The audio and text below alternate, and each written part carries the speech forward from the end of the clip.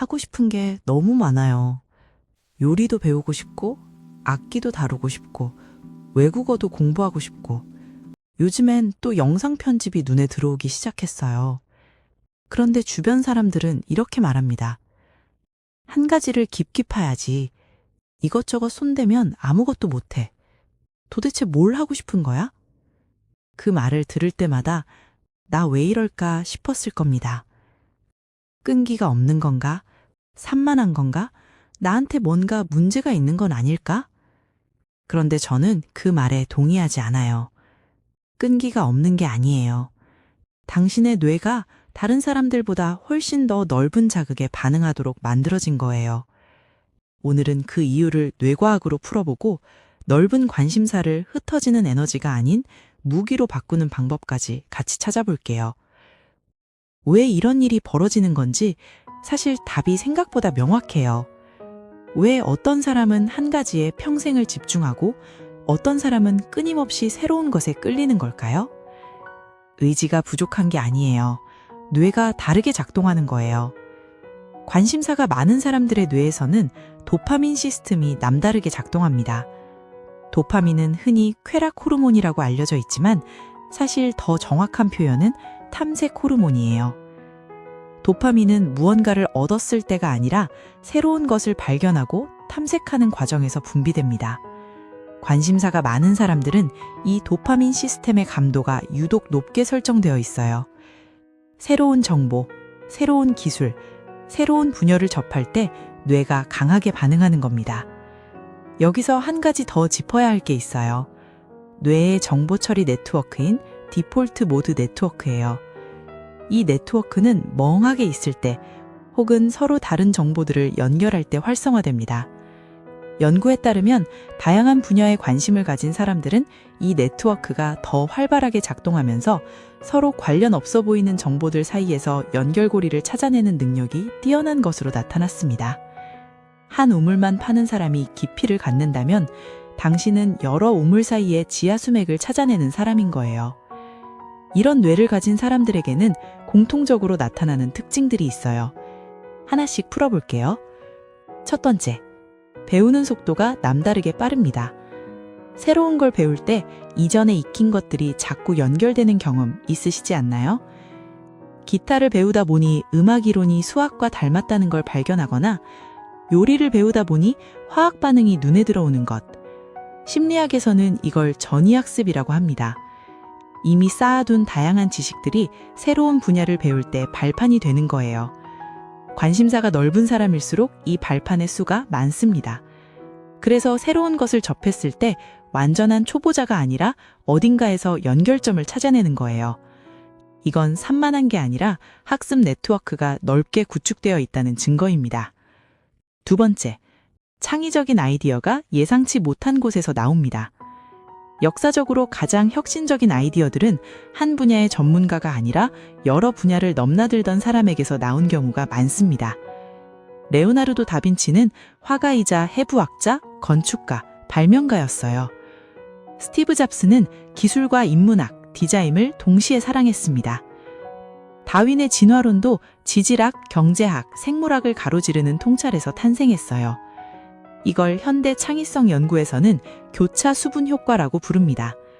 서로 다른 분야의 아이디어가 충돌하고 섞이는 순간 한 분야만 파온 사람은 절대 만들어낼 수 없는 것이 탄생해요. 당신의 넓은 관심사가 바로 그 교차점을 만들어내는 재료입니다. 세 번째, 변화하는 환경에 유연하게 적응합니다. 직장을 바꿔야 할 것 같은데 막막하다고 느낀 적 있으신가요? 관심사가 많은 사람들은 그 순간에 생각보다 강해요. 한 가지 기술만 깊이 파온 사람은 그 분야가 흔들리면 함께 흔들립니다. 하지만 다양한 분야에 발을 걸쳐온 사람은 하나가 무너져도 다른 발판이 있어요.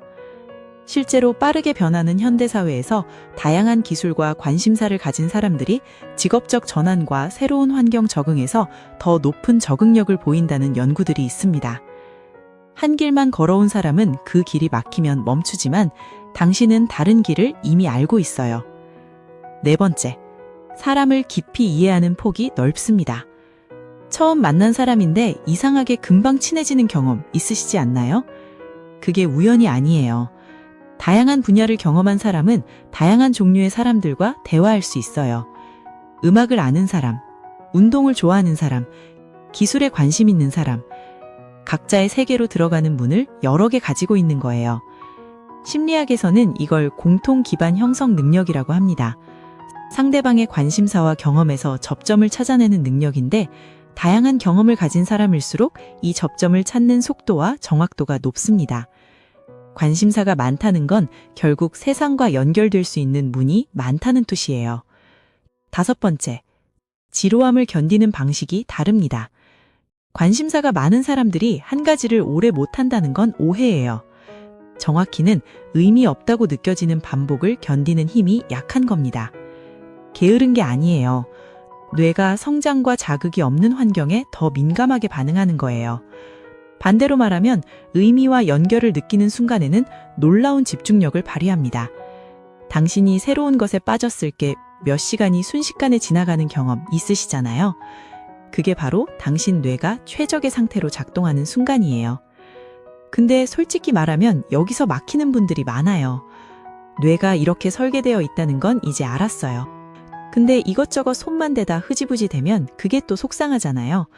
그래서 오늘 그 방법을 같이 찾아볼게요. 첫 번째, 관심사를 죄책감 없이 기록하세요. 하고 싶은 것, 배우고 싶은 것, 궁금한 것들을 노트 한 켠에 다 적어두세요. 머릿속에만 있으면 그게 다 동시에 나를 잡아당겨서 에너지가 분산됩니다. 종이 위에 꺼내두는 순간 뇌는 그것을 나중에 할 것으로 분류해요. 그래야 지금 하는 일에 집중할 수 있거든요. 이 목록은 당신의 산만함을 보여주는 게 아닙니다. 당신이 얼마나 풍요로운 내면을 가지고 있는지를 보여주는 지도예요. 2번째, 한 번에 하나, 기간을 정해서 깊이 들어가세요. 모든 관심사를 동시에 쫓으려 하면 다 얕아집니다. 방법은 간단해요. 지금 가장 끌리는 것 하나를 고르고 딱 한 달만 집중하는 겁니다. 한 달 후에 흥미가 식으면 다음 관심사로 넘어가도 돼요. 그게 포기가 아니라 탐색이 완료된 거예요. 그리고 그 한 달 동안 쌓은 것은 다음 관심사를 배울 때 반드시 어딘가에서 연결됩니다. 3번째, 관심사 사이의 연결고리를 찾아보세요. 지금 가진 관심사들을 쭉 나열해보세요. 그리고 스스로에게 물어보세요. 이것들 사이에 공통점이 있을까? 요리, 음악, 영상 편집이 관심사라면 3가지 모두 감각적 경험을 만드는 일이에요. 운동, 심리학, 글쓰기가 관심사라면 3가지 모두 인간의 몸과 마음을 탐구하는 일이고요. 이 연결고리가 당신만의 고유한 방향을 만들어냅니다. 그리고 그 방향이 한 가지만 파온 사람은 절대 가질 수 없는 당신만의 영역이 돼요. 4번째, 관심사 중 2가지만 골라 기둥으로 세우세요. 모든 관심사를 똑같이 대할 필요는 없어요. 지금 가진 관심사들 중에서 딱 2가지, 조금 더 깊이 파고 싶은 것을 골라보세요. 그게 당신의 기둥이 됩니다. 나머지 관심사들은 버리는 게 아니에요. 그 2 기둥 사이를 잇는 다리가 돼요. 그리고 그 다리 위에서만 당신이 만들 수 있는 것들이 생겨납니다. 예를 들어 심리학과 영상 편집이 기둥이라면 사람의 감정을 건드리는 영상을 만드는 사람이 되는 거예요. 데이터 분석과 글쓰기가 기둥이라면 복잡한 숫자를 누구나 이해하는 이야기로 바꾸는 사람이고요. 한 가지만 파온 사람은 이 조합을 절대 가질 수 없습니다. 그게 바로 당신만의 희소성이에요. 오늘 이 영상을 만들면서 한 가지 확신이 생겼어요.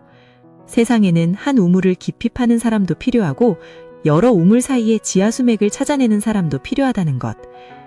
당신이 잘못된 게 아니에요. 잣대가 잘못된 거예요. 당신의 관심사는 아직 연결되지 않은 점들이에요. 그 점들이 언젠가 하나의 선으로 이어지는 순간, 그게 바로 당신만이 만들 수 있는 것이 됩니다. 어디선가 맞아, 나도 그래 하셨던 분들, 지금 가장 끌리는 관심사가 뭔지 댓글로 들려주시면 어떨까요? 당신의 한 줄이 누군가에게 이렇게 살아도 괜찮구나 하는 용기가 될 거예요.